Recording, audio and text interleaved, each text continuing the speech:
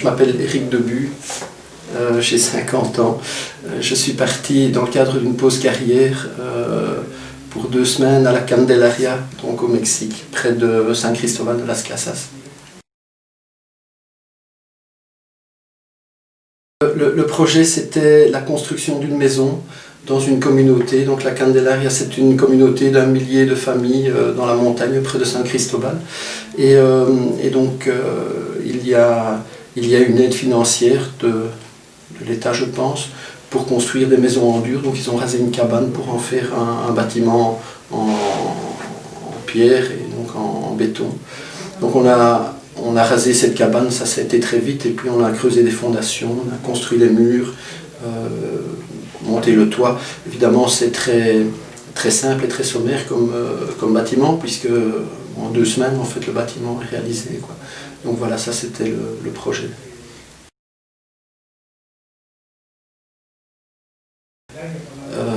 Différentes choses, l'expérience, enfin la rencontre, la découverte du pays, la découverte des gens, la découverte du volontariat. C'est en quelque sorte un phénomène en soi, puisque le principe, c'est des rencontres, ce sont des rencontres internationales, ce sont des volontaires qui viennent un peu de tous les pays, et donc voilà, tout cet ensemble, la curiosité, puis depuis assez longtemps, j'avais envie d'apprendre l'espagnol, donc je me suis dit que c'était une occasion de rassembler plusieurs curiosités.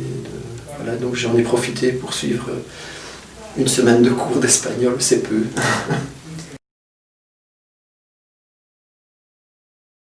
Le Mexique pour 2 raisons. La première, c'était l'espagnol. Je cherchais un pays où je pourrais aller apprendre l'espagnol.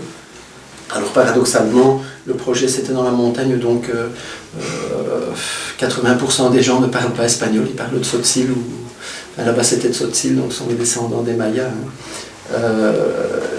Donc je voulais apprendre l'espagnol, et puis il se trouve que le Nico, qui est le point de contact sur place à San Cristóbal, connaissait bien Pierre et réciproquement, et donc il était possible aussi de préparer le voyage en lui téléphonant en français, puisque je ne parlais pas encore espagnol du tout. Et donc voilà, j'avais plus de renseignements sur le lieu, ça répondait à certains critères et c'était plus simple à organiser. En fait, on change de contexte complètement, et c'est ça qui est intéressant, c'est d'ailleurs pour moi le but.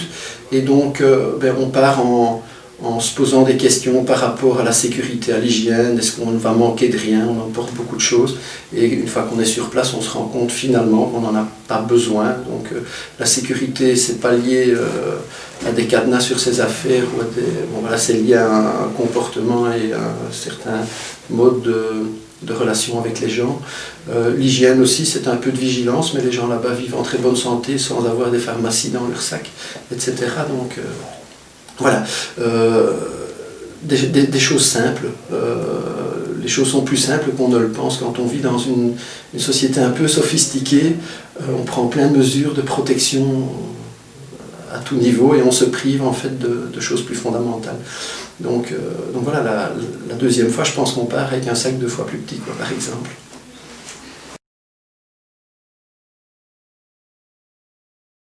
Une certaine simplicité des choses qu'on reconsidère différemment, c'est-à-dire que voilà, toutes ces questions de confort, etc., quand on parle de conditions un petit peu compliquées à certains moments, on nous disait « Ah, mais vous n'avez pas l'eau chaude ». En fait, on n'avait pas l'eau du tout. On a été chercher, on a acheté un 2e seau, on avait un seau pour se laver, mais c'était un peu puisqu'il y a la tête et les pieds. Donc on a acheté un 2e seau. Est-ce que c'est du luxe? Là-bas, c'est le luxe en tout cas qu'on s'est offert. Voilà. Donc oui, il y a des plaisirs qu'on peut se faire qui sont très simples, et la valeur des choses aussi. On est dans un contexte où sortir un billet, pourtant le plus petit des billets de banque ne vaut vraiment pas grand-chose par rapport à l'euro, mais sortir un billet, on l'évite dans certains contextes, on essaie d'avoir toujours de la monnaie, des choses comme ça, la valeur des choses est très relative.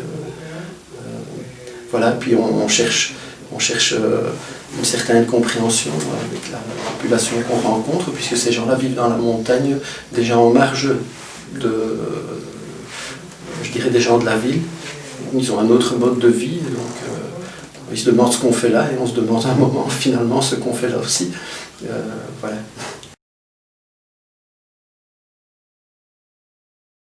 Ah oui, ça je crois que c'est inévitable, mais ça dépend de ce qu'on appelle choc culturel.